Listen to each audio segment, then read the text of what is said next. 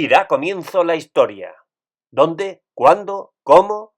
Eso es lo que vamos a ver en este vídeo. Buenas, a las muy buenas. Vamos a dar comienzo a la investigación sobre las primeras civilizaciones. El tema lo vamos a organizar del siguiente modo. Una introducción, una línea del tiempo, seguida del estudio de 4 aspectos del pasado: la política, la economía, la sociedad y la cultura de las primeras civilizaciones. Y para empezar, quiero que os dejéis llevar por estas imágenes.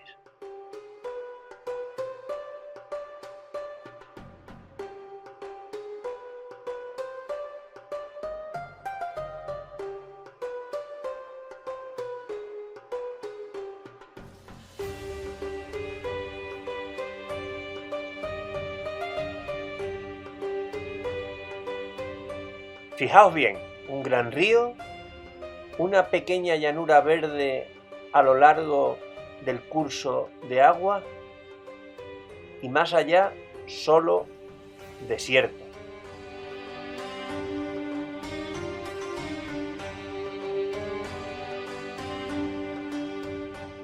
El principio de las grandes civilizaciones, de las primeras civilizaciones, las dos primeras civilizaciones que vamos a estudiar, surgieron a lo largo del río Nilo y a lo largo del río Éufrates y Tigris.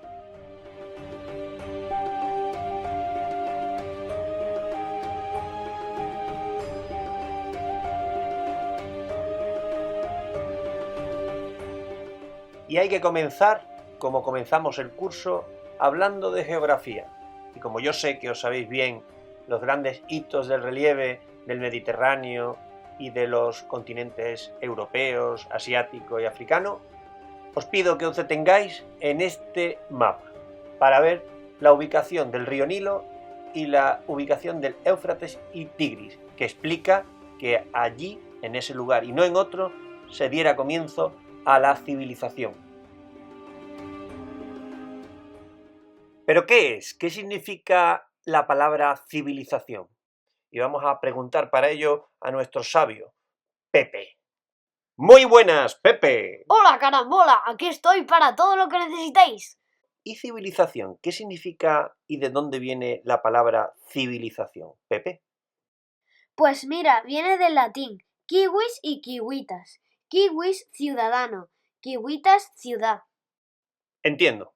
Quiere decir que una de las claves de este periodo es que surgen las ciudades. Interesante. La marina. Civilización, dilo. Tradición. Civilización. Tradición. Además, aparecen como primeras, en plural. Pepe, ¿cuáles son esas civilizaciones? Las primerísimas son Mesopotamia y Egipto, pero hubo más comienzos en otros puntos del planeta. La civilización india, la civilización china, la civilización mesoamericana, la civilización andina. Oh, pues muy bien, Pepe. Nos ha quedado bastante claro este asunto. Otro dato importante y una curiosidad. Pepe, ¿cuál es el origen de la palabra Mesopotamia? Bueno, Sertorio, la palabra Mesopotamia significa entre ríos. Viene del griego y está formada por meso, que significa medio, y potamia, que significa río.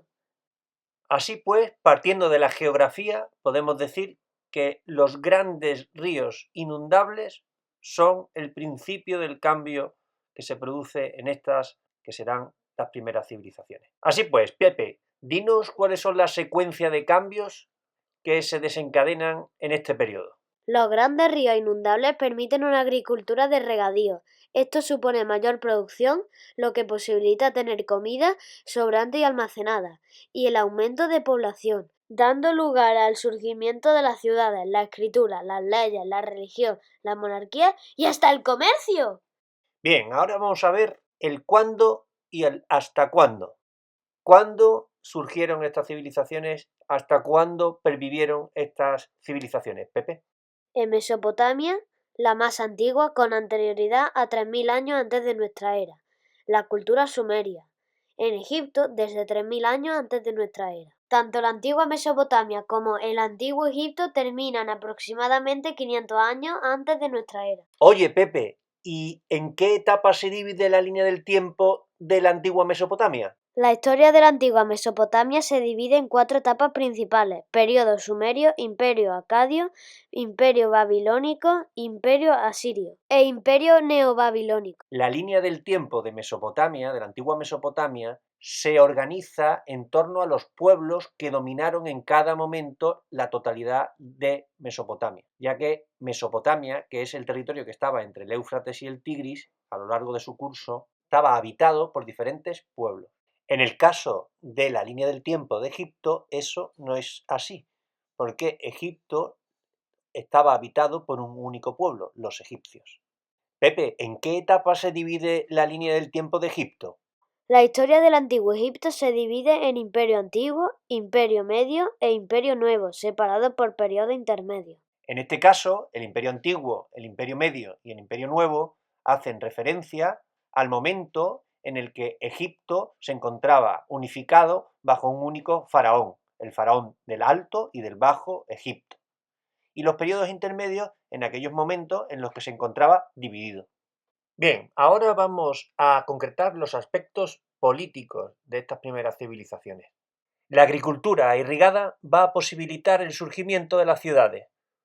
Poco a poco, las llanuras de inundación de el Tigris, el Éufrates y luego el Nilo se van a ir poblando de ciudades.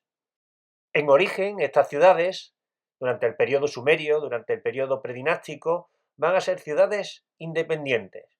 Ejemplos de ellos son las más importantes Uruk o Lagash en Mesopotamia, o Tebas, Menfis y Heliópolis en Egipto, gobernadas por un rey sacerdote, luego un rey que en Mesopotamia es llamado Lugal y en Egipto faraón.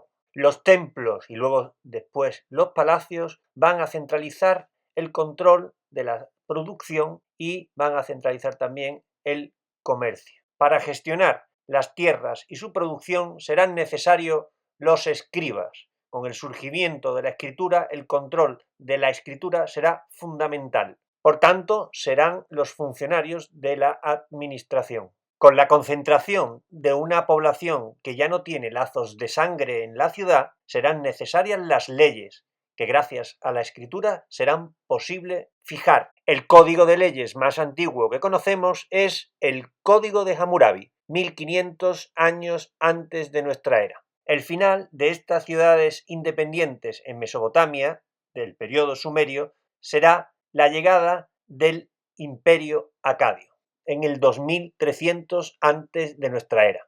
En Egipto será al final del periodo predinástico, cuando el Alto y el Bajo Egipto y las ciudades que las componen sean unificadas por un único faraón, dando comienzo al Imperio Antiguo. Como hemos dicho, las leyes van a ser fundamentales en el surgimiento de las ciudades, donde la población está concentrada y no tiene lazos de sangre. Las leyes son normas para la vida en sociedad. Regulan el comercio, el trabajo asalariado, los préstamos, los alquileres, las herencias, los divorcios, las penas por delitos de robo, el asesinato, cualquier tipo de conflicto. La base de estas leyes primitivas será la ley del talión, el ojo por ojo. Lógicamente, su aplicación no será lo mismo cuando se trate de nobleza, de pueblo llano o de esclavos. ¿Pero cómo es la economía de estas primeras civilizaciones? Lo primero que debemos tener presente es que la base de la economía será la agricultura. Esto será así desde el Neolítico hasta la Revolución Industrial. Sin embargo, con el surgimiento de las ciudades, cobra gran impulso la artesanía y el comercio. En Mesopotamia, la economía agrícola es de regadío, canalizando el agua del Éufrates y el Tigris hacia los cultivos. En Egipto, las crecidas del Nilo periódicas cada año van a fertilizar las tierras y a permitir su cultivo.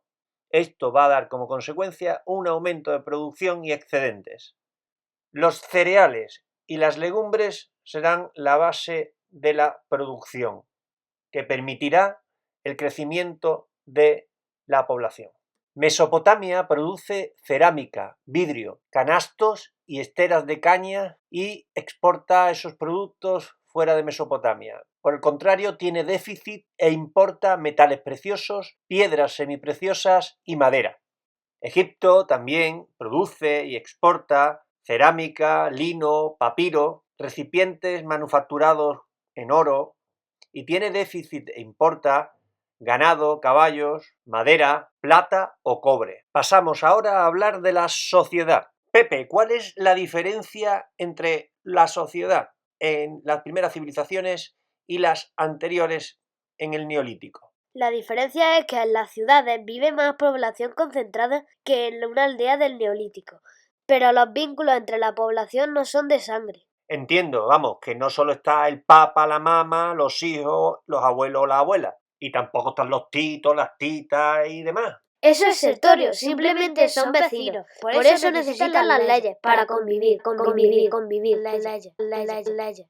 Dios santo, Pepe, ¿qué te ha pasado? Te has convertido en una inteligencia artificial. Bueno, y en cuanto a la pirámide social, ¿cómo estaba organizada en una de esas ciudades mesopotámicas o egipcias, que deben de ser muy parecidas? Se dividía en dos grandes bloques, el grupo dirigente y el grupo de hombres libres. Y, fuera de la consideración de personas, los esclavos, que no tenían derechos. El grupo dirigente estaba formado por el rey y sus familiares, así como los nobles cercanos y sacerdotes. En Mesopotamia, al rey o rey sacerdote se le llamaba lugal o patesi. En Egipto, faraón. El grupo de hombres libres estaba formado en primer lugar por los funcionarios escribas, ya que eran conocedores de la escritura y cumplían una importante función en los palacios y templos. Ya veo. Y además, en ese grupo de hombres libres tendríamos a comerciantes, artesanos y campesinos. Llegamos de este modo a la cultura en Mesopotamia y Egipto. Vamos a tratar del arte. Dentro del arte de Mesopotamia y Egipto vamos a hacer un recorrido por la arquitectura, la escultura y la pintura. En la arquitectura podemos distinguir la cuestión de los materiales, los elementos, la tipología de edificio y los ejemplos arquitectónicos de referencia. En cuanto a los materiales, el adobe y el ladrillo es más frecuente en Mesopotamia, mientras que el uso de la piedra es exclusivo de Egipto. Los elementos arquitectónicos distintivos de cada una de las civilizaciones es el arco y la bóveda en la arquitectura mesopotámica y la arquitectura adintelada, basada en muros, columnas y dinteles con cubiertas planas en Egipto. Lógicamente estamos hablando de edificios monumentales. En cuanto a tipología de edificios, tenemos que considerar en el caso de Mesopotamia los templos llamados zigurat y palacios. En Egipto, los templos, los palacios y monumentos funerarios en los que tenemos que destacar las mastabas, las pirámides y los hipogeos. Los zigurat son templos situados sobre dos trapecios escalonados. El más conocido es el zigurat de Ur.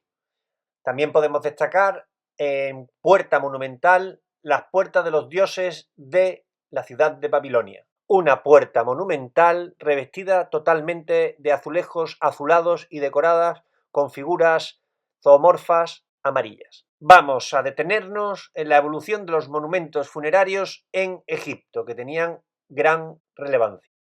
Los monumentos funerarios, donde se enterraban los grandes faraones, siguieron una evolución muy determinada a lo largo de la historia de Egipto. En el Imperio Antiguo, los faraones comenzaron construyéndose lo que se denomina mastaba, un edificio trapezoidal construido sobre la superficie del terreno, bajo el cual se situaba la cámara funeraria. Se conectaba a través de una galería y un pozo. En la tercera dinastía, todavía en el Imperio Antiguo, se construye la primera pirámide, la pirámide escalonada de Zoser. Esta será la referencia en su propia dinastía y en faraones posteriores. Al final del Imperio Antiguo y durante el Imperio Medio, la pirámide escalonada dará paso a una pirámide lisa, que irá ganando en volumen, las más representativas de las cuales son la de Keops, Kefren y Miquerino. Finalmente, en el Imperio Nuevo serán tipos hipogeo, es decir, estructuras funerarias excavadas directamente bajo tierra, sin ningún elemento arquitectónico que sobresalga. Y llegamos a la escultura y la pintura. Podríamos destacar en ambas culturas que son realizadas en bajo relieve y esculturas exentas. Los bajorrelieves decoraban muros de templos y palacios con temas religiosos y políticos. Las esculturas exentas representaban a reyes, faraones y dioses. En Egipto podemos destacar la pintura. La pintura se realizaba sobre palacios y cámaras funerarias. Estas pinturas mostraban diferentes temáticas religiosas, extraídas de las escenas del libro de los muertos, como pueden ser las relativas al paso a la otra vida del faraón, escenas políticas representando al faraón en diferentes circunstancias, o escenas del día a día, que podían ser escenas, por ejemplo, agrícolas. Y bueno, con mucho arte podemos dar por concluido este vídeo a falta de echar un vistazo a la religión. ¡Hasta la próxima, Pepe! ¡Adiós! Un saludo a todos, nos vemos en la próxima.